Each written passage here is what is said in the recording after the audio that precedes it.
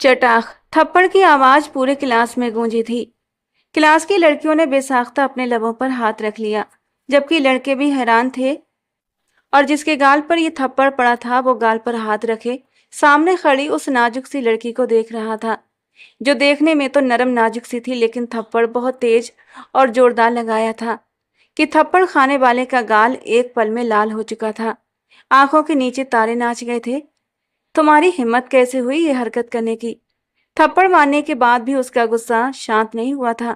उसके करीब आते हुए ये बोली थी। ये आवाज किसी और की नहीं बल्कि शहर के सबसे बड़े और मशहूर बिजनेसमैन आनंद आहूजा की बेटी की थी। मैं तुमसे सवाल कर रही हूँ। उसने उसके सीने पर जोर से हाथ मारा तो वो एक कदम पीछे की तरफ हटकर खड़ा हो गया। मैंने ऐसा कुछ भी नहीं किया है। ये सिर्फ और सिर्फ तुम्हारी ये गलतफहमी है। राहुल जो अब थोड़ा थोड़ा सदमे से बाहर आया था, जल्दी से खुद की सफाई पेश की।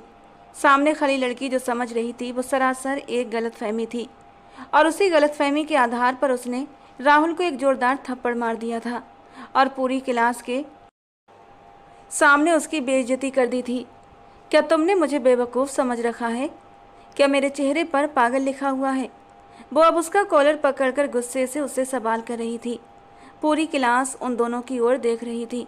सारे स्टूडेंट्स के चेहरे पर दबी दबी मुस्कुराहट थी, जिसे राहुल मेहरा ने आराम से देख लिया था। उसके अंदर गुस्से के मारे खून उबलने लगा था। वो चाहता तो इस लड़की को एक थप्पड़ मारकर चुप करा सकता था, लेकिन उसने ऐसा नहीं किया, क्योंकि उसने हमेशा औरतों की इज्जत करना सीखा था। वो बड़े ही प्यार से सफाई देकर अपने आप को बेकसूर साबित करने की कोशिश कर रहा था, लेकिन सामने खड़ी काजल आहूजा किसी भी तौर उसकी बात सुनने को तैयार नहीं थी। देखो, अब तुम बदतमीजी कर रही हो। मेरा कॉलर छोड़ो। इस बार राहुल ने आंखों में गुस्से की चमक लिए उसे घूर कर देखा था, और उसके घूर कर देखने पर काजल का गुस्सा तो सातवें आसमान पर पहुंच चुका था। उसने दोनों हाथों से कॉलर पकड़कर राहुल को बुरी तरह झकझोर कर रख दिया था। नजरें नीची करके बात करो मुझसे। जानते नहीं हो कि मैं कौन हूँ? आनंद आहूजा की बेटी हूँ मैं। तुम जैसे कीड़े मकोड़ों को तो अपने पैर की जूती से मैं मसल कर रख सकती हूँ। तुम हो ही कौन? तुम्हारी औकात क्या है? तुम्हारे तो घर वालों का भी किसी को ठीक से पता नहीं है। तुम तो अपनी फैमिली को इंट्रोड्यूस कराते हुए भी 100 बार सोचते हो, और तुम्हें लगता है कि मैं तुम जैसे इंसान के साथ रिलेशनशिप में आऊँगी? काजल ने गुस्से से उसके कॉलर को और भी जोर से झटका दिया। मैं तुम जैसे इंसान को देखना भी पसंद नहीं करती हूँ। तुम्हें मुंह लगाना तो बहुत दूर की बात है। गुस्से के मारे काजल की गोरी रंगत लाल टमाटर हो रही थी। आंखों से भी गुस्से की चिंगारियां सी निकल रही थी। देखो काजल, अब तुम ज्यादती कर रही हो। जब मैंने ऐसा कुछ किया ही नहीं तो मैं क्यों तुम्हारी बातें सुनूं? और देखो, अगर मैं सुन भी रहा हूँ तो ये सिर्फ और सिर्फ मेरा बड़प्पन है, और इसकी वजह यह है कि मैं तुम्हारी बहुत इज्जत करता हूँ। लेकिन तुम इस चीज़ का गलत फ़ायदा नहीं उठा सकती हो।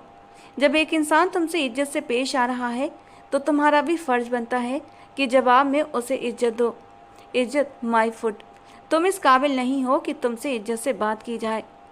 और तुमने जिन स्टूडेंट्स को जाकर बताया है ना कि तुम्हारा और मेरा चक्कर चल रहा है, अब उनको जाकर ये बताओगे कि मेरा तुमसे कोई रिश्ता नहीं है, वरना। काजल ने अपनी एक उंगली उठाकर उसे वार्न किया था। राहुल गुस्से से 2 कदम आगे बढ़ा और उसकी उंगली को अपनी मुट्ठी में पकड़ते हुए जोर से नीचे की ओर झुका दिया। वरना? वरना क्या करोगी? जब मैंने किसी से जाकर तुम्हारे साथ खुद को जोड़ने वाली बात नहीं कही तो मैं क्यों अपनी सफाइयाँ देता फिरूं? तुम्हें ज़्यादा प्रॉब्लम है तो जाकर एक एक को बताती फिरो कि राहुल मेहरा से तुम्हारा कोई रिश्ता नहीं। मैं तुम्हें बर्बाद कर दूंगी। वो उसकी आंखों में देखते हुए खूंखार लहजे में बोली। शौक से करो, मैं बर्बाद होने के लिए तैयार हूँ। इस बार राहुल ने होंठ भींचते हुए उसे और भी गुस्सा दिला दिया था। वैसे एक बात बताओ, तुम्हें गुस्सा किस बात पर है? लोग तुम्हारा नाम मेरे नाम के साथ ले रहे हैं इस बात पर, या फिर इस बात पर कि यह खबर झूठी क्यों है, सच्ची क्यों नहीं? धीरे धीरे राहुल की आंखों में अब शरारत उतरने लगी थी। तुम्हारी औकात नहीं है कि काजल आहूजा के नाम के साथ तुम खुद को जोड़ सको। उसने घमंड से अपने बाल झटकते हुए एक अदा से कहा था।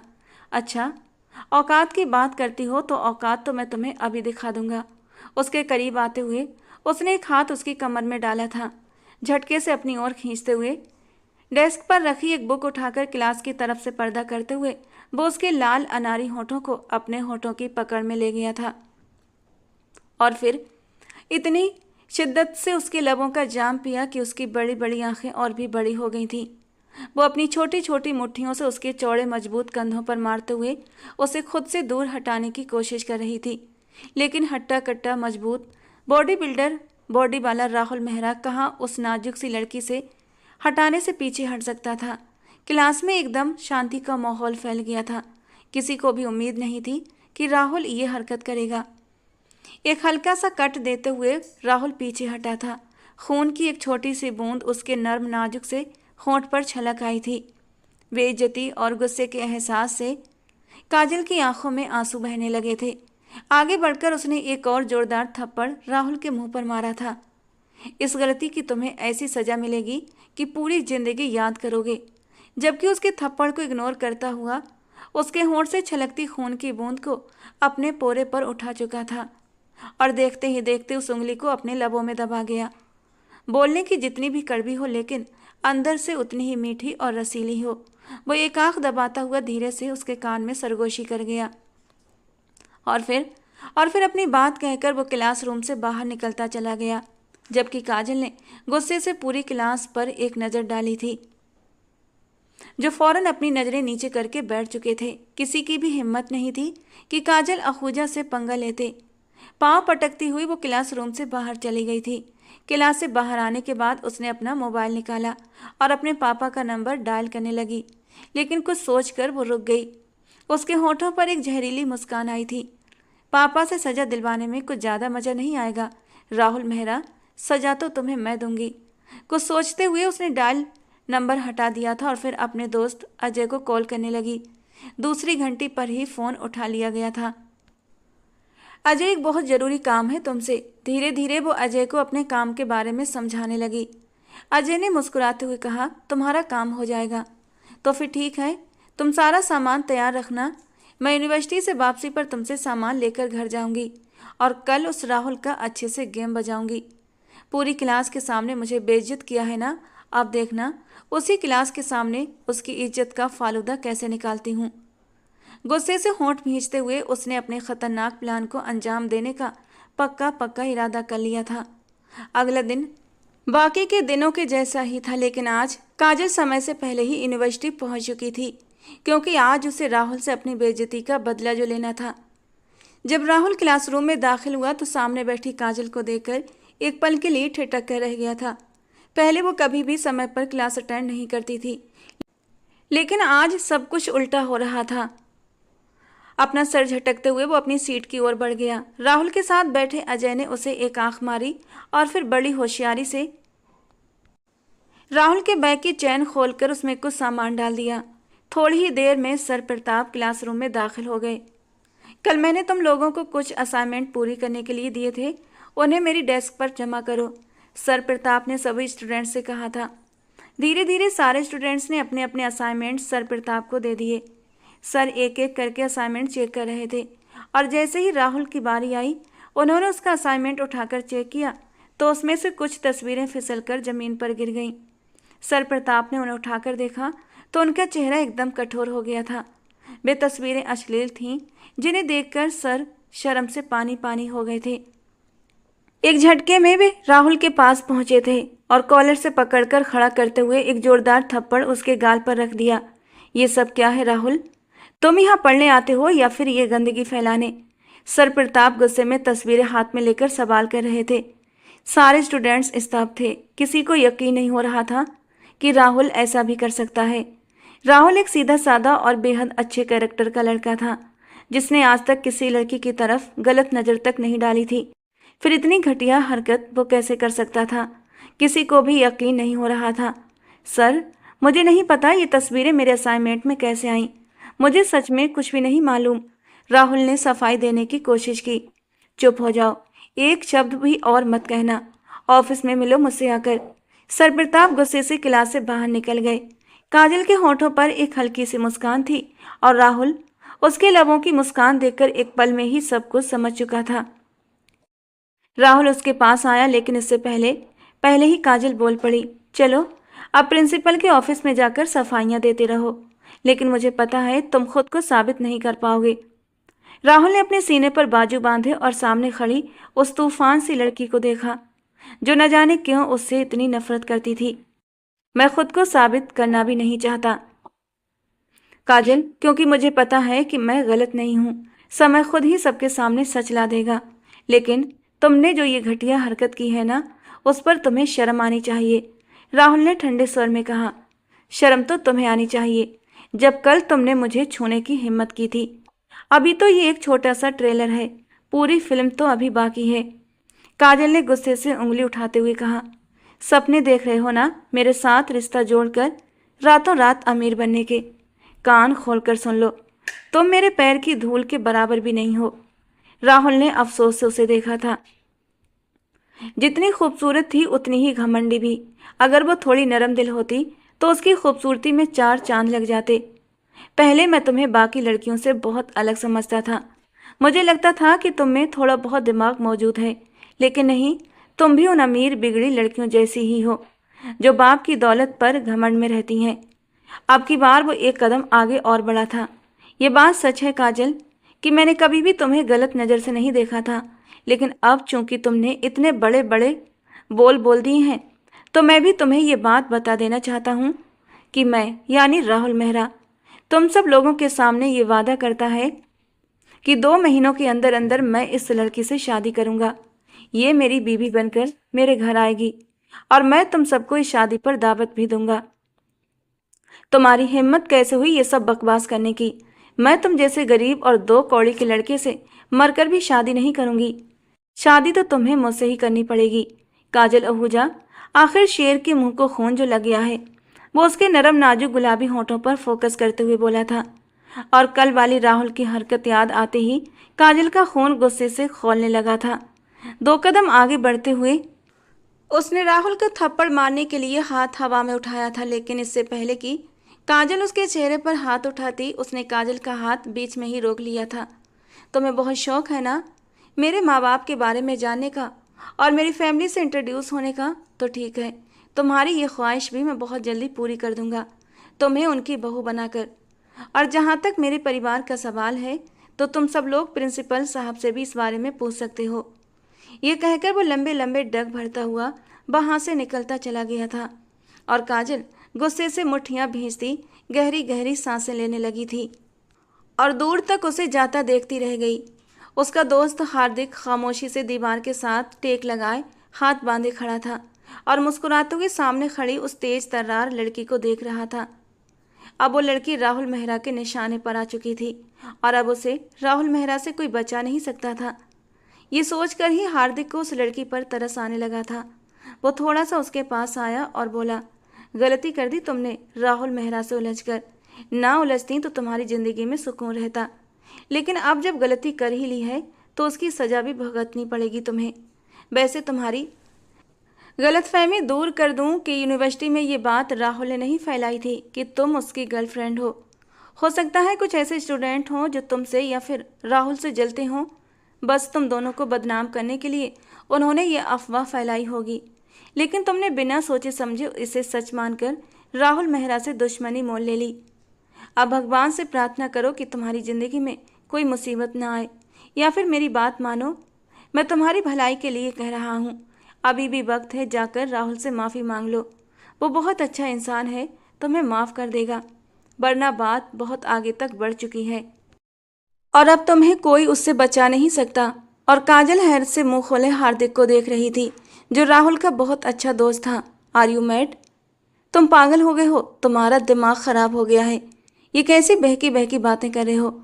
माफ़ी तो उसे मुझसे मांगनी चाहिए और तुम कह रहे हो कि मैं उससे माफ़ी मांगूं? उस 2 कौड़ी के राहुल से? इम्पॉसिबल, हार्दिक ने गंभीर होकर कहा। मैं तो तुम्हारी भलाई के लिए कह रहा था, बाकी तुम्हारी मर्जी। पर तुमने उसके डायलॉग नहीं सुने? इतने बड़े बड़े डायलॉग वो यूं ही मारकर नहीं गया है। कुछ तो बात है जो वो तुम्हें धमकी देकर गया है। कसम से बंदे में इतना ही कॉन्फिडेंस होना चाहिए। वो जो कुछ भी कह रहा है बिल्कुल सच कह रहा है। उसकी आवाज़ सुनकर कमरे में एक लम्हे के लिए खामोशी फैल गई थी। काजल अब उसकी बात पर हैरानी से उसे देखने लगी। तो तुम्हारा ये कहना है कि उसका खानदान मेरे खानदान से ऊंचा है, यानी वो मेरे पापा से भी ज्यादा अमीर है। उसने अपने सीने पर हाथ रखते हुए गुस्से से कहा। काजल, सॉरी टू से बट ऐसा ही है। उसने कभी भी अपने पेरेंट्स का फ्लेक्स नहीं मारा, क्योंकि उसको पता है अगर वो लोगों को अपनी हकीकत बताएगा तो लोग उसकी जात में दिलचस्पी लेना शुरू कर देंगे। वो अपनी फैमिली की वजह से अपना नाम नहीं बनाना चाहता, बल्कि वो चाहता है कि उसकी अपनी एक अलग पहचान हो। उसके पापा एक बहुत बड़ी मल्टीनेशनल कंपनी के ओनर हैं। इसके अलावा उनके छोटे छोटे आउटलेट्स भी हैं जो कि इस देश में काम कर रहे हैं। उनका ज़्यादातर बिजनेस अमेरिका में शिफ्ट है। तुम्हारे पापा के पास तो सिर्फ 2 ही कंपनीज हैं मिस काजल, लेकिन उसके पापा के पास तो 8 कंपनीज हैं और वो सारी ही बहुत मशहूर हैं। कुछ के नाम तो तुमने भी सुने ही होंगे। वो झूठ नहीं बोलता है। अगर उसने तुम्हें कहा है कि उसने ये खबर नहीं फैलाई तो तुम्हें उसकी बात माननी चाहिए थी, मगर अब तुमने खुद ही अपनी शामत को आवाज़ दी है। तो मेरी प्यारी सी बहन, अपने आप को दिमागी तौर पर तैयार भी कर लो, क्योंकि अब वो आराम से बैठने वालों में से नहीं है। तुमने पूरी क्लास के सामने उसका कॉलर पकड़ा है और उसको बातें भी सुनाई हैं। इसके बावजूद भी उसने सब्र किया और तुमसे प्यार से बात करने की कोशिश की थी। अगर तुम्हारी जगह वहां पर कोई और लड़की होती ना, तो वो उसका मुंह तोड़ चुका होता। यार वाह, उसकी पर्सनालिटी तो बिल्कुल हीरो जैसी लगती है, एक लड़की ने पीछे से आवाज लगाई थी। तो काजल उसे गुस्से से घूरने लगी। वो एकदम ही चुप हो गई। सब लोग अब अपने अपने काम में बिजी हो चुके थे, मगर काजल का दिल जोर जोर से धड़क रहा था। उसे किसी अनहोनी का एहसास होने लगा था। राहुल की ये सच्चाई सुनकर न जाने क्यों वो अंदर ही अंदर डर चुकी थी। राहुल ने उसे जो धमकी दी थी, कहीं वो उस पर सच में अमल न कर बैठे। नहीं, ये सिर्फ एक धमकी है, वो ऐसा कुछ भी नहीं करेगा। भला शादी कोई गुड्डी गुड़ियों का खेल है जो वो मुझे मेरी मर्जी के बगैर शादी करेगा? हरगिज भी नहीं, उसने खुद को समझाया था। छुट्टी के वक्त वो मेन गेट पर आई थी, क्योंकि उसका ड्राइवर उसे लेने के लिए आने वाला था। लेकिन सामने का मंजर देखकर उसे लगा जैसे उसके कदमों के नीचे से जमीन खिसक गई हो। आज ड्राइवर की जगह उसके पापा उसे लेने आए थे। वो शख्स यानी राहुल मेहरा इस वक्त उसके पापा आनंद आहूजा के गले लग रहा था और किसी बात पर हंस भी रहा था। वो तेज तेज कदमों से उनके पास चली आई। पापा, आप यहाँ? बहादुर कहाँ है? अपने ड्राइवर बहादुर के बारे में पूछते हुए उसने चोर नजरों से राहुल को देखा था, जो आंखों में एक अजीब सी चमक लिए काजल को बड़े ही गौर से देख रहा था। न जाने उसकी आंखों में ऐसा क्या था कि काजल अंदर तक कांप उठी थी। अब से पहले जो वो बड़ी बहादुर बनती फिरती थी और राहुल पर बिना सोचे समझे हाथ उठा दिया करती थी, अब उसकी सारी बहादुरी हवा हो चुकी थी। अरे काजल बेटा, बहादुर को मैंने किसी काम से भेज दिया है। उसे आने में कम से कम अभी 1 घंटा और लगेगा। बस इसीलिए मैं तुम्हें लेने चला आया। लेकिन यहाँ तो मेरी मुलाकात राहुल मेहरा से हो गई। तुमने मुझे बताया क्यों नहीं कि मेरे दोस्त का बेटा तुम्हारा क्लास फेलो है और साथ ही साथ तुम्हारा बहुत अच्छा दोस्त भी। अरे ये बात तो मुझे खुद राहुल ने बताई कि तुम दोनों बहुत अच्छे दोस्त हो। ये कहकर वो एक बार फिर राहुल मेहरा की तरफ ध्यान में मगन हो गए थे। मुझे बताओ बेटा, तुम्हारे पापा की तबीयत कैसी है? उनसे मिले हुए मुझे काफ़ी वक्त हो गया है। मैंने उन्हें कहा भी था कि वो हिंदुस्तान आ जाएं और आकर मेरे बिजनेस में थोड़ा सा हाथ बटा दें। शायद उनके हाथ लगाने से मेरे बिजनेस भी तरक्की करने लगें, मगर अब तो वो बड़े लोग बन गए हैं, कहाँ वो हम जैसे लोगों को मुंह लगाना पसंद करेंगे। अरे नहीं नहीं अंकल, ऐसी कोई बात नहीं है। पापा तो आपको बहुत याद करते हैं। ये कहकर राहुल मेहरा ने एक नज़र काजल पर डाली और काजल खुद में सिमटती हुई जरा सा अपने पापा के पीछे हुई थी। पहली बार उसे राहुल की नज़रों से डर महसूस हो रहा था। मैं बहुत जल्दी ही अपने पापा के साथ आपके घर आऊँगा। बिजनेस के बारे में भी बातें होंगी, लेकिन इसके अलावा भी आपसे ढेर सारी बातें करनी है। आपसे आपका कुछ कीमती चीज़ मांगनी है। ये कहकर वो मुस्कुराता हुआ लंबे लंबे डग भरता वहाँ से जा चुका था। आज उसे लेने के लिए उसका ड्राइवर आया था और ये सब कुछ उसने काजल को ये एहसास दिलाने के लिए ही किया था। जबकि काजल अपने पापा के साथ गाड़ी में आकर बैठ चुकी थी, जब उनकी आवाज़ सुनकर चौंक उठी। उस लड़के से दोस्ती बनाकर रखो, वो हमारे बहुत काम आएगा। मैं तो सोच रहा हूँ कि उसके पापा से तुम्हारे रिश्ते की बात कर लेता हूँ। तुम सोच भी नहीं सकती कि अगर दोनों फैमिली में रिश्ते बन गए तो हमारा बिजनेस दिन दुगनी और रात चौगनी तरक्की करने लगेगा। पापा प्लीज़, मैं आपकी किसी भी बिजनेस डील की नज़र में नहीं आना चाहती और मैंने आपको पहले ही बता दिया था, मैं आपके किसी भी बिजनेस पार्टनर के बेटे से शादी नहीं करूंगी। वो जैसे एकदम गुस्से से चिल्ला पड़ी थी। यानी कि उसके पापा ने तो राहुल के प्लान को खुद ब खुद पंख लगा दिए थे। जो राहुल करना चाहता था, उसके पापा तो खुद ही वो करने के बारे में सोच रहे थे। अरे काजल बेटा, क्या हो गया है? मैंने तो बस अपने ख्याल का इजहार किया था। जब तुम दोनों अच्छे दोस्त हो तो शादी में क्या प्रॉब्लम है? नहीं है हम अच्छे दोस्त, उसने कह दिया और आपने मान लिया। मुंह बनाकर वो खिड़की से बाहर देखने लगी। बस आप इस बात को अपने दिमाग से निकाल दें कि मैं उससे शादी करूंगी। आनंद जी थोड़ा हैरान हुए थे, लेकिन फिर बोले, काजल इतना हाइपर क्यों हो रही हो? मुझे लगा लड़का अच्छा है, अमीर है, पढ़ा लिखा है, खूबसूरत भी है, लेकिन लेकिन जब तुम उसमें इंटरेस्टेड नहीं हो तो मुझे भी तुम्हारे साथ कोई जोर जबरदस्ती नहीं करनी। जाहिर सी बात है, अब तुम्हारी मर्जी के खिलाफ तो जाने से रहा। जहाँ मेरी बेटी चाहेगी वहीं उसकी शादी होगी। ये कहकर वो दोबारा से ड्राइविंग करने लगे थे, लेकिन दिमाग में बहुत कुछ सोच भी रहे थे। पूरा दिन काजल बेचैन रही थी। आज जो कुछ भी यूनिवर्सिटी में हुआ था, काजल के दिमाग से किसी भी तौर निकल नहीं रहा था। वो तो उसे एक गरीब घराने का लड़का समझती थी। वो आता भी बहुत सादे से हुलिये में था, लेकिन इस बात से कोई इनकार नहीं था कि वो वाकई बेहद खूबसूरत पर्सनालिटी का मालिक था। अगर काजल को पता होता कि वो इतना अमीर है तो शायद उससे इतना बैर न रखती। उसे तो गरीबों से चिढ़ थी, लेकिन अब जो गुस्से और बदले की चमक उसने राहुल की आंखों में देखी थी, काजल को किसी भी पल चैन नहीं आ रहा था। न जाने क्यों उसका दिल कह रहा था कि राहुल अपनी बात सच कर दिखाएगा, और उसे पता था वो ये शादी कोई प्यार मोहब्बत में नहीं करेगा, बल्कि उससे बदला लेने के लिए और उसे नीचा दिखाने के लिए करेगा। रात के करीब 10 बजे का वक्त था जब उसके मोबाइल पर कॉल आने लगी। वो सोने की कोशिश कर रही थी, लेकिन नींद उसकी आंखों से कोसों दूर थी। वो अपनी जगह से उठी, मोबाइल उठाया तो वहाँ ग्रुप में हजारों मैसेज आए हुए थे। उसने बेसाख्ता मैसेज ओपन किए तो सबसे पहला मैसेज राहुल का था। राहुल मेहरा की सालगिरह थी और उसने सबको अपनी हवेली में इनवाइट किया था, और इस इनविटेशन में काजल का नाम खास तौर पर मेंशन किया गया था।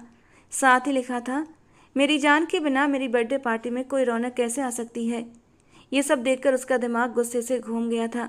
नीचे स्टूडेंट्स भी उसका मजाक बना रहे थे। आखिर ये खुद को समझता क्या है? बिना सोचे समझे उसने राहुल मेहरा को कॉल लगाई। दूसरी ही बेल पर कॉल अटेंड कर ली गई। अरे मेरे ख्वाबों की रानी, मैं तुम्हें ही याद कर रहा था। देखो, दिल को दिल से राह होती है। कैसे तुमने मुझे कॉल कर ली? सच बताना, तुम भी मुझे याद कर रही थी ना? मैं तुम्हारा मुंह तोड़ दूंगी जलील इंसान। तुम आखिर खुद को समझते क्या हो? मैं तो खुद को एक इंसान ही समझता हूँ, लेकिन आप खुद को बहुत कुछ समझती हैं। खैर, मैंने आपके लिए एक छोटा सा तोहफा भेजा था, क्या आपको वो मिला नहीं? क्या मतलब है तुम्हारी इस बात का?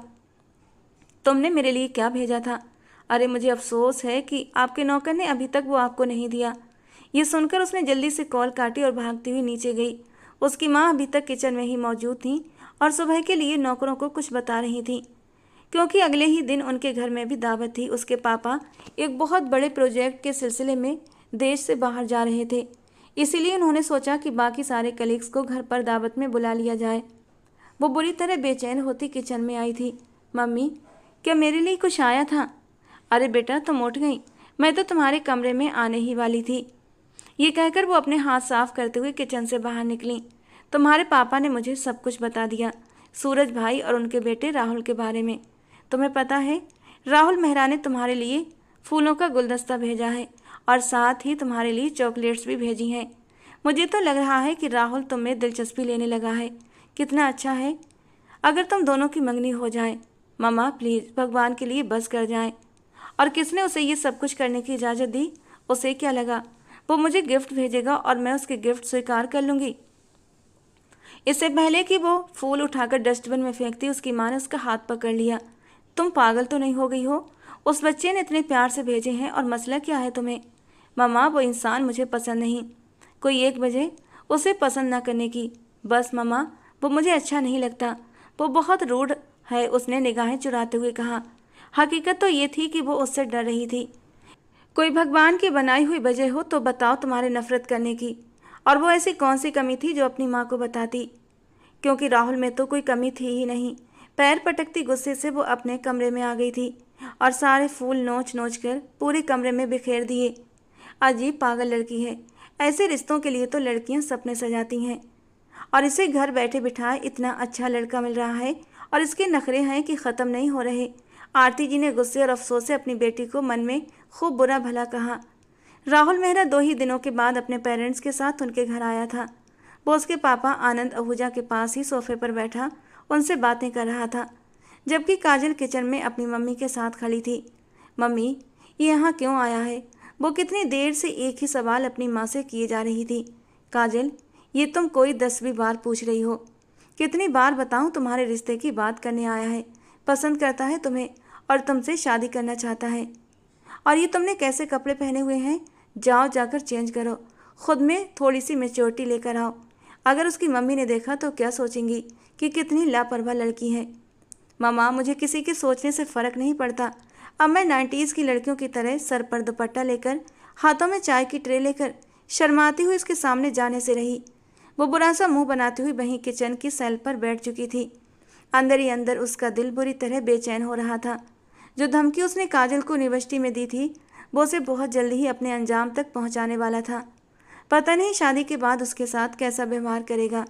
जरूर उसे अपनी बेइज्जती का बदला लेगा। ये सोचकर ही वो अंदर से बुरी तरह डर रही थी। तुम मेरी बात मान रही हो या फिर मुझे सख्ती करनी पड़ेगी? वो मुंह बनाती हुई बोली तो वो पाँव पटकती हुई अपने कमरे में चली गई। मजबूरन हल्का फुल्का तैयार हुई थी। उसने सोच लिया था कि वो कुछ ऐसा करेगी कि रिश्ता होने से पहले ही ख़त्म हो जाएगा। यह आइडिया दिमाग में आते ही उसे थोड़ा सा सुकून मिला था। उसने स्काई ब्लू कलर का कुर्ता और वाइट पैंट पहन रखी थी। उसके ऊपर बड़ा सा दुपट्टा वो अपने कंधों पर सजाए बाल खोले हुए जब बाहर निकली तो राहुल मेहरा नजरें फेरना भूल चुका था। कोई शक नहीं था कि वो लड़की बहुत हसीन थी। अपने आप से हमेशा लापरवाह रहती थी। कभी बालों को पोनी में बांध लेती, तो कभी जूड़े में, तो कभी खुला छोड़ देती। मेकअप के नाम पर चेहरे पर कुछ भी नहीं लगाती थी। कपड़े भी ऊट पटांग पहनती, कभी ढीला ढाला ट्राउजर और ढीली ढाली टी शर्ट, तो कभी मिनी स्कर्ट, तो कभी टाइट जीन्स के साथ शॉर्ट कुर्ता। लेकिन आज वो थोड़ा सा तैयार होकर बाहर आई थी। हल्का फुल्का मेकअप उसके रूप को और भी निखार रहा था। आज तो वो सच में चांद का टुकड़ा मालूम हो रही थी। ऊपर से उसके चेहरे पर मौजूद गुस्सा, उसका फूला हुआ चेहरा और उसकी लाल नाक। राहुल मेहरा को उस पर ढेर सारा प्यार आ गया था। रात के खाने के बाद वो लॉन में जाकर खड़ी हो गई। राहुल मेहरा भी उसके बराबर में खड़ा हो गया। कैसी हो तुम? उसने बात करनी शुरू की। मुझे तुमसे बात नहीं करनी। गुस्से से उंगली उठाते हुए वो पीछे पलटी थी और वो झटके से उसकी कलाई को अपनी मुट्ठी में पकड़ चुका था। एक तो तुम उंगली उठाकर वार्निंग बहुत देती हो, कहते हुए वो उसकी उंगली को अपने लबों के करीब ले गया था और अगले ही पल उसकी उंगली को अपने दांतों के नीचे दबा दिया। एक सिसकी काजल के होंठों से निकली थी। जंगली इंसान, क्या कर रहे हो? छोड़ो मेरा हाथ। एक झटके से उसने अपना हाथ छुड़ाया था। जब तुम इस तरह गुस्से में लाल होती हो तो जी चाहता है तुम्हें अपनी बाहों में समेट कर तुम्हारे लाल अनार गालों को अपने होठों से छू लूं, फिर उसके बाद तुम्हारी इस लाल होती नाक को, और फिर उसके बाद तुम्हारे इन गुलाबी रस भरे होठों को। वो एक उंगली से उसके होठों को छूकर बोला था और काजल ने उसका हाथ गुस्से से झटक दिया। तुम एक नंबर के बदतमीज इंसान हो। शुक्र मनाओ कि मैंने पापा को वो वाली बात नहीं बताई जब तुमने मुझे किस किया था। बता देती तो 1 मिनट में तुम्हें घर से चलता कर देंगे। मेरी तरफ से खुली इजाज़त है, जाओ जाकर बता दो। वैसे एक एडवाइस है, लड़कियां ये बात अपने मुंह से कहती अच्छी नहीं लगती कि पापा आपके दामाद ने मुझे लिप टू लिप किस किया था। इस हिसाब से तो तुम हमारे सुहागरात की सारी पोल पट्टी खोल कर रख दोगी। थोड़ा तो शर्म लिहाज करो लड़की। वो उसके सर पर हल्की सी चपत मारते हुए शरारत से एक आंख दबाकर बोला था और वो शर्म से एकदम लाल हुई थी। लेकिन अगले ही पल वो उसे गुस्से से घूरने लगी। तुम एक नंबर के ढीठ और बेशरम इंसान हो। मुझे तुमसे कोई भी बात नहीं करनी। मुझे भी तुमसे बात करने का कोई ख़ास शौक नहीं है। अपनी मम्मी के कहने पर तुम्हारे पास आया हूँ और तुम मुझे नहीं बता सकती कि मुझे क्या करना चाहिए और क्या नहीं। बेहतर यही है कि अपने काम से काम रखो। वो जो सोच रहा था कि उससे नॉर्मल और नरमी से बात करेगा, उसके बदतमीजी भरे लहजे को देखकर खुद भी गुस्से में आ गया था। आखिर तुम्हें ये सब कुछ करने में मिलता क्या है? और मुझे बताओ कि तुम इतनी आखिर जिद्दी हो क्यों? इस बार तुम जो जिद पकड़ कर बैठी हो वो एक बेकार सी जिद है। जब एक इंसान ने गलती की ही नहीं तो तुम क्यों उसे सज़ा देने पर तुली हो? मैंने तुम्हें बताया ना कि मैंने ये बात मशहूर नहीं की। ये सारा काम शायद राजा का है।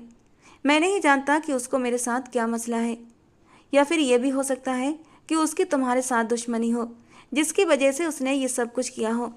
मिस्टर राहुल मेहरा, राजा आपके बहुत अच्छे दोस्त हैं, मेरे नहीं। ओह कम ऑन यार, बस कर जाओ, अब बहुत हो गया। मैं इतना गया गुजरा भी नहीं जो थर्ड क्लास लोगों को अपना दोस्त बनाऊंगा। आप कोई महाराणा प्रताप नहीं है, उसने मुंह बनाते हुए कहा तो राहुल मेहरा ने अपनी मुस्कुराहट दबाई थी। तुम बहुत प्यारी लग रही हो, उसने धीमे लहजे में कहा तो एक लम्हे के लिए उसका दिल जोरों से धड़क उठा था, मगर अगले ही पल उसने खुद को फिर से पत्थर बना लिया। मुझे पता है, आपको बताने की ज़रूरत नहीं। वो वहाँ से जाने ही लगी थी कि अनजाने में राहुल ने उसका बाजू पकड़ लिया, लेकिन बाजू के साथ साथ उसका दुपट्टा भी उसके हाथ में आया था और फिर फिसलता हुआ उसका दुपट्टा नीचे फर्श पर गिर चुका था। खूबसूरत टाइट कुर्ते में उसकी खूबसूरती पूरी तरह जाहिर हो रही थी। ऊपर से उसके कुर्ते का डीप गला। एक पल के लिए राहुल की नज़रें उसके वजूद पर अटक गईं, लेकिन अगले ही पल उसने जल्दी से उसके ऊपर से नज़रें हटाई थीं। ये सब कुछ इतना अचानक हुआ था कि उसे बिल्कुल भी अंदाज़ा न हो सका। उसे सोचने समझने का वक्त भी नहीं मिला। वो चाह रहा था कि वो तो इस जिद्दी सी लड़की के साथ थोड़ा सा वक्त और गुजारे और उसे उसके बारे में जाने। काजल ने इस चीज़ को गलत मतलब दे दिया और अपनी ज़िंदगी की एक और गलती कर बैठी। उसका हाथ उठा था और राहुल के चेहरे पर निशान छोड़ गया था। तुम हर बार अपनी हद पार कर जाते हो राहुल। जानते हो उस दिन जो तुमने घटिया हरकत की थी ना, क्लास में मुझे किस करके, तुम्हें उसी वक्त सज़ा देनी थी, तुम पर पुलिस कंप्लेंट करनी थी। तो आज तुम ये दोबारा से घटिया हरकत करने के बारे में सोच भी नहीं सकते थे। तुम एक नंबर के थर्ड क्लास गिरे हुए आदमी हो। अब की बार राहुल मेहरा ने उसे कंधों से पकड़ लिया और खींचते हुए लॉन के दूसरे हिस्से में ले गया, जहाँ से उन्हें कोई भी देख नहीं सकता था। तुम आखिर खुद को समझती क्या हो, वो दांत पीसते हुए बोला। उसकी उंगलियां उसके नाजुक बाजुओं में बुरी तरह धंसने लगी थीं। उसकी आंखों में गुस्से की लपटें देखकर काजल बुरी तरह घबरा चुकी थी। उसकी आंखों में आंसू तैरने लगे। ये देखकर वो नरम पड़ गया। तुम जानती भी हो कि इस गलती की क्या सज़ा हो सकती है। मैंने कोई गलती नहीं की, जो कुछ किया है सोच समझ कर किया है। वो अभी भी उसकी आंखों में आंखें डालकर नफरत भरे अंदाज में बात कर रही थी। मुझे सिर्फ ये बता दो कि तुम मुझसे इतनी नफरत क्यों करती हो। आखिर मैंने तुम्हारा बिगाड़ा क्या है, सिर्फ एक वजह बता दो। तुम एक नंबर के घटिया इंसान हो राहुल मेहरा, और मैं तुम्हारी हकीकत से बहुत अच्छे तरीके से परिचित हूँ। अब की बार वो हैरान रह गया। अच्छा मुझे बताओ कि मेरी ऐसी कौन सी हकीकत है, क्योंकि मुझे अपनी हकीकत के बारे में कुछ भी नहीं मालूम। छोड़ो मुझे, मुझसे दूर हो जाओ। मैं तो तुम्हारी शक्ल भी देखना नहीं चाहती हूँ। अपने गंदे हाथ मेरे ऊपर से हटा लो। मुझे तुम्हारे वजूद से घिन महसूस हो रही है। मैं इस वक्त तक अपने हाथ तुम्हारे कंधे से नहीं हटाऊंगा जब तक तुम मुझे ये नहीं बता देती कि आखिर कौन सी ऐसी हकीकत है जिसकी वजह से तुम मुझसे इतनी नफरत करने लगी हो, और तुम्हारे साथ मैंने ऐसा कौन सा घटिया काम किया है जो तुम मेरे बारे में इस तरह की बातें मशहूर करती फिर रही हो। उसकी आंखों से आंसू गिरने लगे थे। उसके गाल भीग चुके थे, जबकि आंखें भी लाल होने लगी थीं। राहुल ने गहरी सांस ली और वो और ज़्यादा उस लड़की पर जुल्म नहीं कर सकता था। उसने उसके कंधे छोड़ दिए थे और वो भागती हुई अपने कमरे में चली गई। काश कि तुम अपने दिल से ये नफरत निकाल दो और मेरी मोहब्बत को समझना शुरू कर दो काजल। तुम सोच भी नहीं सकती कि मैं तुम्हारे पीछे किस कदर पागल हूँ। पहली नज़र में तुम्हें देखा था तो तुम्हारा दीवाना हो गया था, और उसके बाद तो कोई लड़की दिल को भाई ही नहीं। हाय राहुल साहब, आपकी इज्जत का तो कचरा हो गया। एक दुनिया है जो मुझसे बात करते हुए भी डरती है और जो मेरे सामने आवाज़ निकालते हुए भी घबराती है, और यहाँ पर ये मैडम है जो मुझे सुनाकर चली जाती हैं। चलो सुनाना तो दूर की बात, थप्पड़ मारना तो इनके बाएं हाथ का काम है। उसने अचानक ही अपने चेहरे पर हाथ रखा और बुरा सा मुंह बनाता हुआ कमरे के अंदर चला गया। ये ये तुम्हारा चेहरा इतना लाल क्यों हो रहा है? उसकी माँ ने उसका चेहरा देखकर सवाल किया। एक पल के लिए वो घबरा गया और फिर लापरवाही से बोला, शायद मच्छर ने काट लिया होगा, थोड़ी देर पहले लॉन में खड़ा था। कितनी बार कहा है अपना ख्याल रखा करो, उसकी माँ ने नाराज़गी से कहा, फिर बातों में बिजी हो गई। उसने एक नज़र उठाकर देखा तो काजल अब किचन में खड़ी थी, आइस क्यूब्स निकाल रही थी। वो उसकी तरफ से पूरी तरह अनजान बन गई थी, यूं जैसे थोड़ी देर पहले कुछ हुआ ही नहीं था। मिस काजल आहूजा, बीबी तो आप सिर्फ और सिर्फ मेरी ही बनेंगी, क्योंकि आपकी किसी और के पास जाने की इजाज़त मैं खुद भी नहीं दे सकता। ये कहकर वो अब बिजनेस से रिलेटेड बातें करने लगा था। दूसरी तरफ जब वो अपने कमरे में आई तो उसका दिल जोर जोर से धड़क रहा था। वो अपने कंधों पर उसके हाथों का स्पर्श महसूस कर रही थी, जिसकी वजह से उसकी हालत भी बिगड़ती जा रही थी। और वो इंसान मुझे हासिल करने में कामयाब हो गया तो ये सोच कर ही उसका दम घुटने लगा था। नहीं नहीं, वो एक घटिया इंसान है। उसने सब लड़कियों की जिंदगियां बर्बाद की हैं और मैं उसे अपनी ज़िंदगी बर्बाद करने की इजाज़त नहीं दूंगी। हे भगवान, मेरी मदद कर और मुझे उसके चंगुल से बाहर निकाल दे, या फिर मुझे उसके जाल में मत फंसने देना। ये कहकर वो नीचे ज़मीन पर बैठ गई थी। वो अपने बाल नोचने लगी, खींचने लगी, जबकि वो उसकी हालत से पूरी तरह बेखबर था। सुबह जब काजल सोकर उठी तो उसके सिर में तेज़ दर्द हो रहा था। अचानक उसका मोबाइल बजा। उसने देखा कि दोस्त की तरफ से उसकी कॉल आ रही थी। यार, राहुल मेहरा ठीक कह रहा था। उसने किसी को भी कुछ नहीं बताया। वो तो तुम्हारी बहुत इज्जत करता था। अगर कोई लड़का तुम्हारा नाम लेता तो वो उसे डांट कर चुप करवा देता था।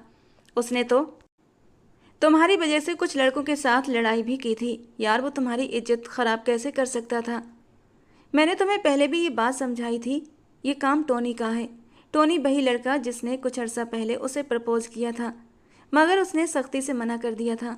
उसी वजह से ही उसने उसे सब स्टूडेंट्स में बदनाम करने की कोशिश की थी। अगर तुम मेरी बात मानो तो जाकर राहुल मेहरा से माफ़ी मांग लो। उससे माफ़ी मांगती है मेरी जूती। चलो, मैं मानती हूँ उसने ये अफवाह नहीं फैलाई, लेकिन तुमने देखा नहीं था उस दिन उसने पूरी क्लास के सामने कैसे मुझे किस किया था। मैं उसे बिल्कुल भी माफ़ नहीं करूँगी। और उसकी बात पर उसकी सहेली रिया खिलखिलाकर हंस पड़ी थी। वैसे यार, कितना खूबसूरत सीन था वो। अगर मेरे साथ ऐसा करता तो मैं तो उस पर लट्टू हो जाती। एकदम फिल्मी सीन था।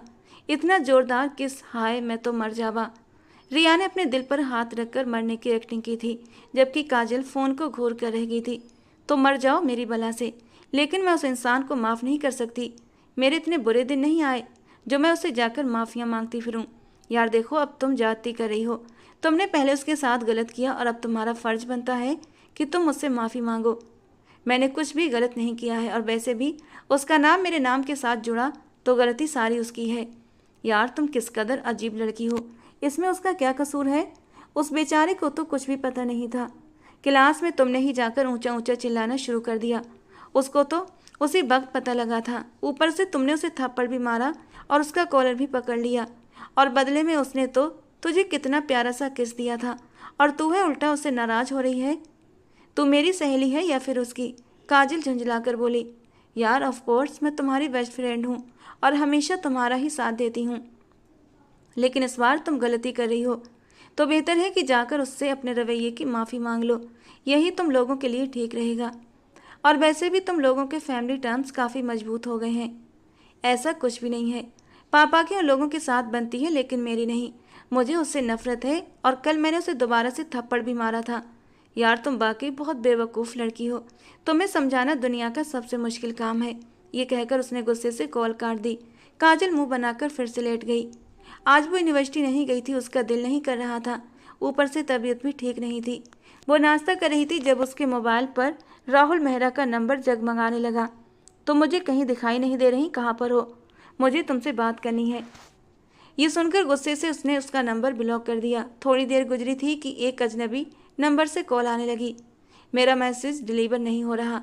तुमने मुझे ब्लॉक किया है या फिर डेटा ऑफ कर दिया है? तुम किस कदर ढीठ इंसान हो। तुम्हें आखिर समझ क्यों नहीं आती कि I am not interested in you? अब तुम कुछ ज़्यादा ही इगोइस्टिक हो रही हो। तुम अब हद कर रही हो। बात इतनी बड़ी नहीं है जितना तुम बढ़ा रही हो। अगर तुम कहो तो मैं तुमसे माफ़ी मांगने के लिए भी तैयार हूँ। हालांकि मैंने कोई गलती नहीं की थी। देखो राहुल मेहरा, मैं जानती हूँ तुम अच्छे होगे, लेकिन मुझे तुम जरा भी अच्छे नहीं लगते। तुमने पहले मेरी दोस्त की ज़िंदगी भी बर्बाद की थी, और अब मेरी ज़िंदगी बर्बाद करने के लिए आए हो। तुम किस दोस्त की बात कर रही हो? उसके वजूद को एक झटका लगा था। यार देखो, मेरी ज़िंदगी में आज से पहले तुम्हारे सिवा कोई भी लड़की नहीं आई है। इससे पहले कि वो कुछ और कहता वो उसकी कॉल काट चुकी थी। अब की बार उसने उसकी दोस्त रिया को कॉल लगा दी और उसे काजल की बातों के बारे में बता दिया। यार, तुम्हें तो पता है कि उसकी एक फ्रेंड हुआ करती थी सोनम। उसने तुम्हें प्रपोज किया था, मगर मैंने तो सोनम को इनकार कर दिया था, और मैंने उसे कह दिया था कि मैं उसमें इंटरेस्टेड नहीं हूँ। ये तुमने कहा था, मगर वो ऐसा कुछ भी नहीं मानती थी। उसने जाकर काजल के सामने आंसू बहाए थे। और उसे कहा था कि तुमने उसकी ज़िंदगी बर्बाद कर दी है। सोनम ने तो यहाँ तक कह दिया था कि वो तुम्हारे बच्चे की माँ बनने वाली थी और तुमने उसका अबॉर्शन कराया। प्रिया की बात सुनकर राहुल को एक जोरदार झटका लगा था। वो अपना माथा मसल कर रह गया। और आपने उसकी सारी बातें मान ली? राहुल मेहरा की आवाज़ सदमे में डूबी हुई थी। तो जाहिर सी बात है, उसने अपने दोस्त की बातें तो मानी ही थी, रिया ने गुस्से से कहा। तो वो एक लम्हे के लिए खामोश हो गया। यार बस, जो कुछ भी हो, उस लड़की के दिल से मेरे लिए नफरत निकाल दो। मैं सच कह रहा हूँ कि मैं उसे बेतहाशा मोहब्बत करता हूँ। मैं उसके लिए बहुत सीरियस हूँ। और बाकी उसको अपनी ज़िंदगी में शामिल करना चाहता हूँ। तो मुझको ये बात समझाती क्यों नहीं हो? मैं अब थक गया हूँ खुद को साबित करते करते। यार मैंने समझा कर देखा है, बट वो कुछ सुनती ही नहीं। जब तक सोनम खुद इस बात का इकरार नहीं कर लेती, तब तक मुझे नहीं लगता कि हम उसे मना सकते हैं। खैर दफ़ा करो उसे। कौन सा इस दुनिया में वो आखिरी लड़की है? उसके अलावा भी दुनिया लड़कियों से भरी पड़ी है। तुम आंखें खोल कर तो देखो, तुम्हारे आसपास और भी खूबसूरत लड़कियां हैं। तुम में कौन सी कमी है? तुम एक अमीर बाप के इकलौते बेटे हो, रिया ने शरारत से कहते हुए राहुल के बर्दाश्त का इम्तहान लिया था। ये सुनकर राहुल ने गुस्से से कॉल काट दी। वो उसकी दोस्त से बहस नहीं करना चाहता था। जानता था पहले भी उसकी दोस्त को इनकार करके वो इस मुश्किल में फंसा था, और अब दोबारा से उसकी दोस्त से बिगाड़ कर अपने पाँव पर कुल्हाड़ी नहीं मारना चाहता था। राहुल मेहरा ने घर जाकर अपने पापा से दो टूक अंदाज में कह दिया कि वो काजल से ही शादी करेगा। इसके अलावा किसी और की तरफ आंख उठाकर भी नहीं देखूंगा। मगर इससे पहले वो उसके साथ एक छोटी सी मीटिंग करना चाहता था और सारी मिसअंडरस्टैंडिंग क्लियर करना चाहता था, बट काजल थी जो उसे मौका ही नहीं दे रही थी। उसके पेरेंट्स अगले दिन रिश्ता लेकर पहुंच गए थे। सब कुछ डिसाइड भी हो गया था। काजल के पापा तो बहुत खुश थे और बहुत ज़्यादा पुरजोश भी थे। वो बरसों से चाहते थे कि अपने दोस्त के साथ मिलकर बिजनेस स्टार्ट करें, बट उन्हें मौका नहीं मिल रहा था और उनका दोस्त भी देश से बाहर होता था। अब हालांकि उन्हें एक बिजनेसमैन दामाद मिल रहा था, इसलिए उन्हें यकीन था कि अपना ये ख्वाब बहुत जल्द पूरा कर लेंगे और उनका बिजनेस पूरी दुनिया में फैल जाएगा। लेकिन दूसरी तरफ काजल का रो रो कर बुरा हाल था। उसने एक ही रट लगाई हुई थी, मैं मर जाऊंगी लेकिन उस इंसान से शादी नहीं करूंगी। वो लूज कैरेक्टर है, धोखेबाज इंसान है। उसकी माँ ने उसे अपने सीने से लगाकर समझाया, मैंने उस लड़के की आंखों में तुम्हारे लिए पसंदीदगी देखी है। वो वाकई तुमसे बहुत मोहब्बत करता है, तुम पर अपनी जान लुटाता है। तुम क्यों नहीं उसको अपनी ज़िंदगी में शामिल कर लेती? उसे एक मौका देकर देखो। हो सकता है तुम्हारी दोस्त ने तुम्हें सब कुछ झूठ बताया हो, हकीकत में ऐसा कुछ भी ना हो। तुम एक बार सोनम से बात करके सब कुछ क्लियर करके देखो। मगर काजल ने एक ही रट लगाई हुई थी। उसने सारी क्लास के सामने ये बात जानबूझकर कही थी। वो अपनी अना को सुकून पहुंचाना चाहता है और इसी वजह से ही वो मेरी ज़िंदगी में शामिल हो रहा है। मम्मा, मैं उसे शादी नहीं कर सकती, वरना मेरी क्या इज्जत रह जाएगी। सब लोग मुझ पर हंसेंगे। मैंने उसे पूरी क्लास के सामने जलील किया था और अब वो मुझे जलील करेगा। मम्मा, अगर उसने पहले ही दिन मुझे तलाक दे दी तो? डर के मारे उसका बुरा हाल था। ऐसा कुछ भी नहीं होगा मेरी जान, मुझे राहुल पर यकीन है। वो बहुत सुलझा हुआ और अच्छा लड़का है। वो तुम्हारे साथ किसी भी तरह की ज्यादती नहीं करेगा और ना ही कभी होने देगा। तुम मेरी बात समझने की कोशिश क्यों नहीं कर रही हो?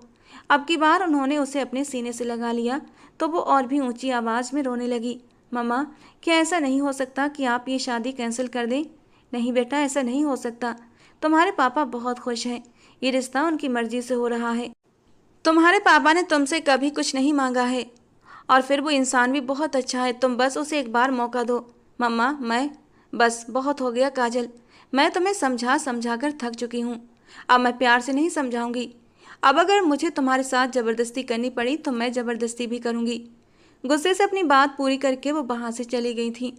अगले दिन काजल की सास उसके पास आई ताकि उसे बाजार लेकर जा सके। उसकी शादी के लिए जोड़ा खरीदना था, लेकिन काजल ने दो टूक अंदाज में कहा, उसे कोई दिलचस्पी नहीं है, आप जो कुछ भी लेना चाहती हैं ले लीजिए। वो थोड़ी सी शर्मिंदा हो गई थी और थोड़ी सी मुरझा भी गई, बट काजल की मम्मी ने उनसे माफ़ी मांग ली थी। शादी का दिन आ गया। वो बहुत ज़्यादा खुश था, बहुत ज़्यादा पुरजोश भी। उसने अपने सब क्लास फेलोज़ को शादी पर दावत दी थी। वो स्टेज पर बैठी हुई थी जब उसकी एक क्लास फेलो उसके कानों में सरगोशी करते हुए कहने लगी, तुमने तो कहा था तुम इस आदमी से नफरत करती हो और इसको कभी भी अपनी ज़िंदगी में शामिल नहीं करोगी, और तुम इस पर थूकना भी पसंद नहीं करोगी। अब तुम इसकी बीवी बन रही हो। क्लास फेलो की बात सुनकर उसका खून गुस्से से खौलने लगा और उसे एक बार फिर से राहुल पर गुस्सा आया। उसके चेहरे के बदलते हुए हाव भाव देखकर राहुल ने उसके हाथों पर अपना हाथ रखा तो वो गुस्से से उसका हाथ झटकते हुए साइड पर देखने लगी। यार क्या हो गया है तुम्हें, इस तरह से क्यों बिहेव कर रही हो? सब लोग हमारी तरफ देख रहे हैं। मुझे फर्क नहीं पड़ता। मैंने तुम्हें कहा भी था कि मैं तुमसे शादी नहीं करूंगी। तुम खुद ही जिद कर रहे थे। अब ये सब कुछ बर्दाश्त भी करो। वो बेसाख्ता भगवान से प्रार्थना करता हुआ बोला, हे भगवान, मुझे हिम्मत दे कि मैं इस लड़की को झेल सकूं। मुझे बताओ कि तुम्हें आखिर इस सब का करके मिलता क्या है? क्या तुम कभी मुस्कुराकर मुझसे बात नहीं कर सकती हो? जबकि वो गुस्से से बोली थी, तुम इस काबिल ही नहीं हो कि मैं तुमसे मुस्कुराकर बात करूं। सारा हिसाब किताब अब बंद कमरे के अंदर होगा। वो धीरे से उसके कान में सरगोशी करते हुए बोला था। वो जी जान से कांप उठी थी। न जाने वो उसके साथ क्या करने वाला था। अगर वो उसे पूरी दुनिया के सामने जलील कर देता तो वो क्या करती? इस तरह के वहम उसे परेशान कर रहे थे। हे भगवान, मुझे बचा लेना। उसकी सास ने उसे कमरे में ले जाकर बिठा दिया।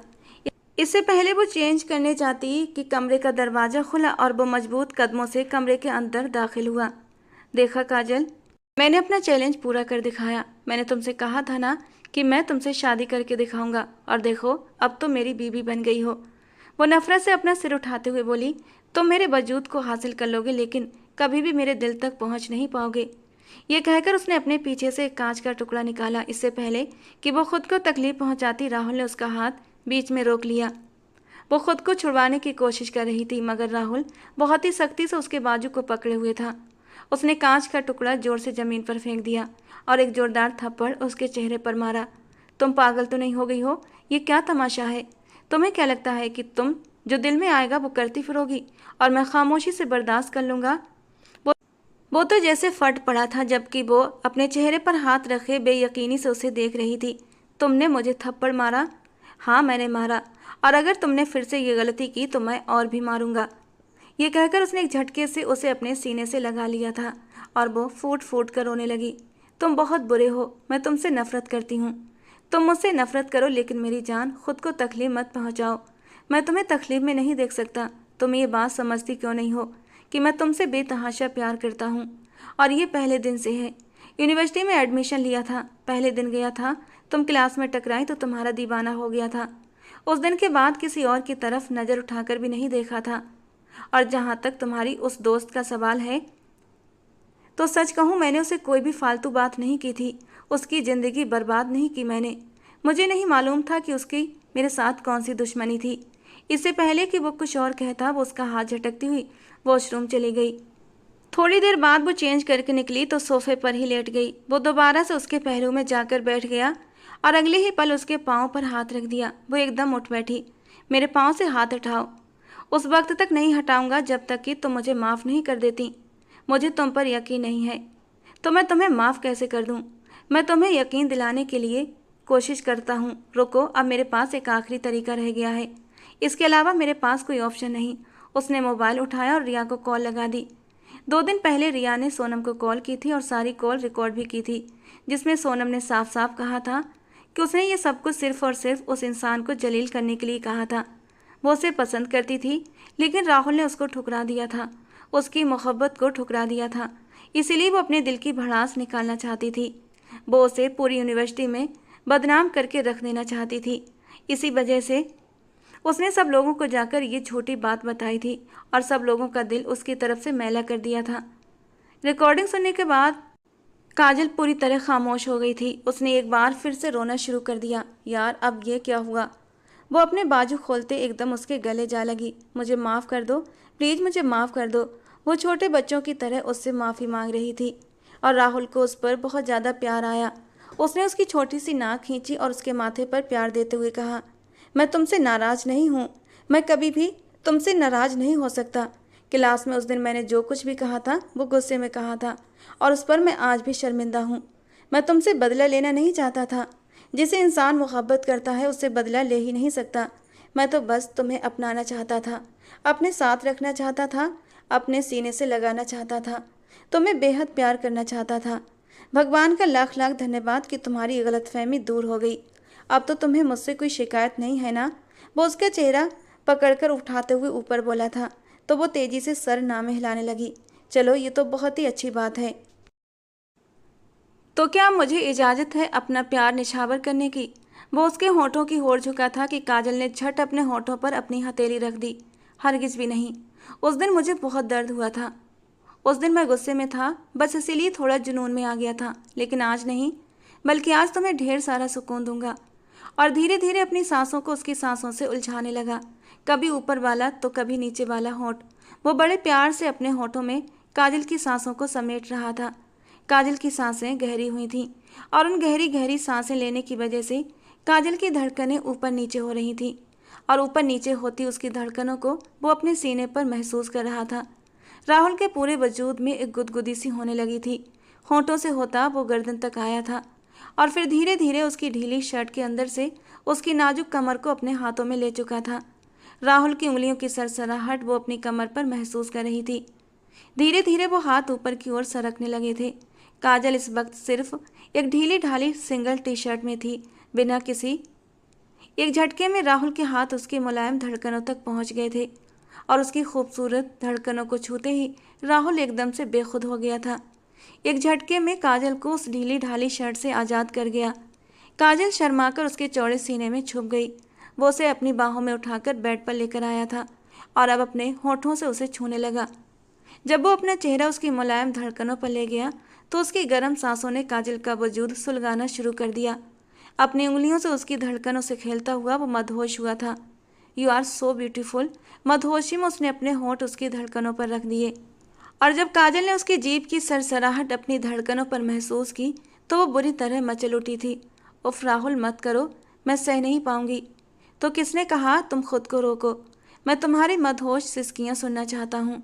वो थोड़ा सा ऊपर होते हुए अपनी लाल खुमार भरी आंखों से काजल की आंखों में देखता हुआ बोला था और फिर और भी शिद्दत से उसकी धड़कनों पर शरारतें करने लगा। मचलती हुई काजल ने उसकी कमर के चारों ओर अपनी बाहें लपेट लीं। वो अब राहुल की संगत के लिए तड़प रही थी, उसी राहुल के लिए जिससे एक समय को उसे नफरत थी, लेकिन आज वो उसके करीब आना चाहती थी, बेहद करीब। उस रात राहुल ने पूरी शिद्दत से अपनी मोहब्बत की बारिश की थी काजल पर। वो चाहकर भी खुद को रोक नहीं पा रहा था, मानो काजल को अपने वजूद का हिस्सा बना लेना चाहता हो। अगली सुबह दोनों के लिए खूबसूरत एहसास लेकर आई थी। काजल के माँ बाप ने काजल का स्वागत बहुत अच्छे से किया था। उसकी पसंद का नाश्ता बनाया था, बल्कि खुद अपने हाथों से राहुल की मम्मी ने उसे नाश्ता करवाया था। और ये प्यार देखकर काजल शर्मिंदा हुई जा रही थी। वो इन लोगों के बारे में कितना गलत समझती थी। ये दिन दोनों के लिए बहुत प्यारे दिन थे। दोनों एक दूसरे की नज़रों से ओझल नहीं होते थे। दोनों की शादी को 8 दिन हो चुके थे और अब और ज़्यादा वो यूनिवर्सिटी से छुट्टियां नहीं ले सकते थे। दोनों की पढ़ाई का आखिरी साल था, लेकिन काजल ने पढ़ाई छोड़ने की बात कह दी और राहुल ने उसे डांट दिया, अपनी पढ़ाई पूरी करो वरना मैं तुमसे बात नहीं करूँगा। और काजल राहुल की नाराज़गी कहाँ झेल पाती। उसका निचला होंठ निकल आया था, आंखों में आंसू भर आए। मुझसे नाराज़ होने की धमकी मत दिया करो राहुल, मेरी जान निकल जाती है। उसके आंसू देखकर राहुल भी तड़प उठा था और उसे अपने सीने से लगा लिया। 8 दिन की छुट्टी के बाद वो दोनों साथ साथ यूनिवर्सिटी पहुंचे। हर किसी ने उनकी खूब खिंचाई की, लेकिन राहुल ने प्यार से सब कुछ संभाल लिया था। राहुल का काजल के लिए इतना प्यार देखकर सब लोग ठंडी आहें भर रहे थे, जबकि काजल उसे प्यार से देखती हुई सोच रही थी, क्या उसकी ज़िंदगी में इतने रंग होते अगर वो जिद में आकर राहुल से शादी करने से इनकार कर देती। शायद राहुल के बिना उसकी ज़िंदगी बेरंग होती। दोस्तों, आज की हमारी ये कहानी आपको कैसी लगी कमेंट बॉक्स में ज़रूर बताना। पसंद आई हो तो प्लीज़ लाइक करना। रोज़ एक नई और रोमांटिक कहानी के लिए हमारे चैनल को सब्सक्राइब करना। मिलते हैं दोस्तों अगली किसी नई कहानी के साथ।